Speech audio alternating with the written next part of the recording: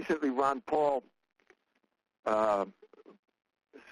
attacked Secretary of State Mike Pompeo for his statement claiming that the United States was going to starve Iran into submission. His words were, if the Iranians want to eat, they better go along with what the United States is telling them to do. This is an outrageous use of economic power to bring about misery in the population in the hope that it will bring about some type of uprising. It's not going to happen. In general, the opposite happens. Ron Paul blamed this on the neoconservatives, and the picture that I saw in the press was that there's Secretary of Treasury Mnuchin standing next to Pompeo, supporting his efforts. This all is being orchestrated out of the Office of Sanctions at the Treasury Department. These are the people who are responsible for this type of behavior. Ron Paul calls them neoconservatives. It would be more honest to refer to them as Jews.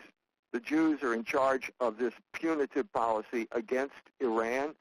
And in case Mike Pompeo says it was a slip of the tongue, that they really don't want to starve people to death, we can go back in American history to the end of World War II, when there was another Secretary of the Treasury, and his name was Henry Morgenthau, and he was a Jew, and he had a plan. And his plan was to starve Germany to death.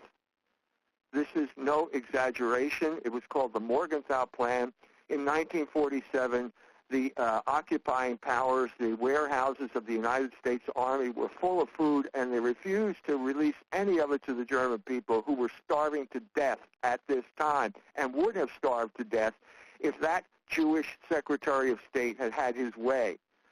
Okay, at that point, General Marshall gave a speech at Harvard. This is later in 1947, and the whole plan changed. Morgenthau was removed from office. The Marshall Plan was put into effect, and Germany was allowed to come back and become the prosperous country that it is today. The moral here is, if you let the Jews run your foreign policy, you're going to have a humanitarian catastrophe on the horizon.